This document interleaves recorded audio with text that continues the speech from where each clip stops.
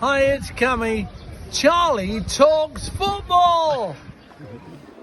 Hello everyone and welcome back to Charlie Talks Football. So we're here in Italy. The Italian tour has begun, but we're here in Florence, and honestly guys, the amount of Newcastle news that has came out over the past few hours and days, it's crazy. So anyway guys, let's get into the video now. Shall we start off with the outgoings, because it has been confirmed that Elliot Anderson and Minteh have left Newcastle on a permanent deal. Anderson's joined Nottingham Forest for 35 million, and I just want to say it's a shame to see him go, isn't it? But I think it's a good enough sum of money. Yeah, I mean, he's a local lad, so you don't like to see the local lads go, but PSR rules have created so many problems for Newcastle, and they've had to, they've desperately been trying to offload players to create enough money to cover themselves. Yeah. And unfortunately, it's been Anderson and Minteh, which are two young prospects who could go on to be really quality players, so we'll just have to see how it turns out. But, we've still kept to date Isaac and Gordon and Bruno, so that's good news, but sad to see those lads go. Yeah, it's a shame as well, because I generally thought Minteh could be a player who could potentially break into the Newcastle first team in the future, but I understand why we needed to sell him because of the deadline, because there's been so much stuff going on. We've been in talks with a lot of teams for different swap deals and judging on swap deals. So apparently Vlachodimos, I've probably completely messed up Sounds his good name, to me. but the Benfica goalkeeper, he's having his medical. I think he'll probably have had his medical by now, and this is involving, actually I think it's a separate deal, isn't it? Yes, it's a Notts Forest keeper, but he used to play for Benfica, is that? Yeah, I think so.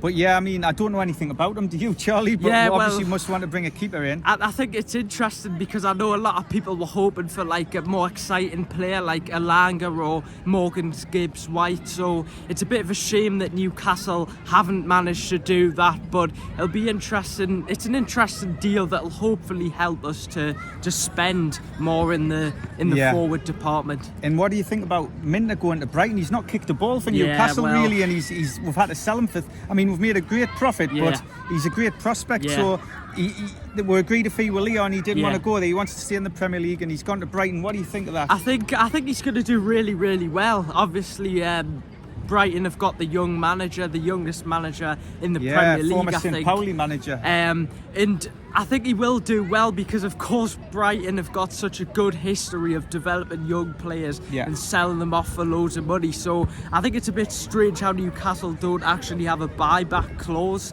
into this deal, because this is a player who, if he does well, Brighton could end up selling for like over 100 million. So it is an interesting one, but in a way, I'm kind of hoping he doesn't do that good. I think it's become desperation. They've had to sell him, and Brighton mustn't have wanted a buyback clause, so they've done it and agreed to it. And I think is it 33 million? I think for him. 30 million, I think. It's a lot of money for a lad who's not kicked a ball, but he did really well at Feyenoord last year. So we'll watch how he's doing this next season in the Premier League. But it's strange times at Newcastle. It feels like the other clubs outside of the sort of top 4 or 6 are being punished. Yeah, and I think as well, it's it benefits the other clubs, because of course we had Jim Radcliffe talking about how the top 6 clubs should be favoured more because they make the Premier League more money. Yeah, but I just it's frustrating, isn't it? Well, it's like years ago the referees used to be biased to Man United. Man United never used to give penalties away at Old Trafford because there is a bias there to the teams, and it's sad, but it does happen, and it needs to stop. Now let's get into some more transfer news now. As you know, it came out a few days ago about Chelsea's interest in Isaac, and it appears to have developed further because apparently it's came out that Chelsea are willing to offer players potentially for Isaac. Nicholas Jackson, Conor Gallagher, and I think Madueke have been the players who have been mentioned, but no, there's no way I'd sell Isaac. I don't care. Exactly. I don't care what happens. I think with the likes of Minteh going now and Anderson, hopefully that's enough, and that we can keep everyone else. It's not good that they've gone, but if we'll keep Isaac, if we keep Bruno, if we keep Gordon, then that's good news. But we do need to bring in additional players as well. We do.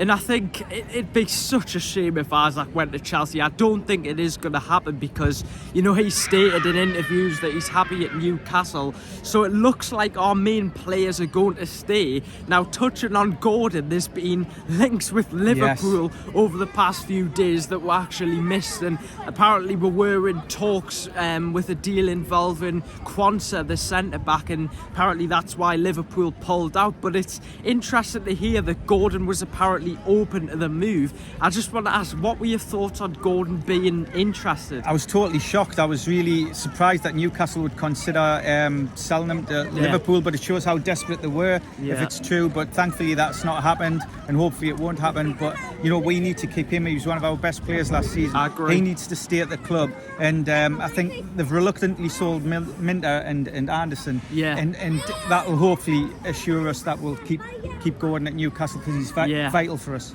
It's a shame, isn't it? Because the Premier League have sort of screwed, you know, everyone over by doing this PSR deadline thing. But surely they should know that the Euros are on. So surely it would be common sense to give clubs more time than the deadline that they set out.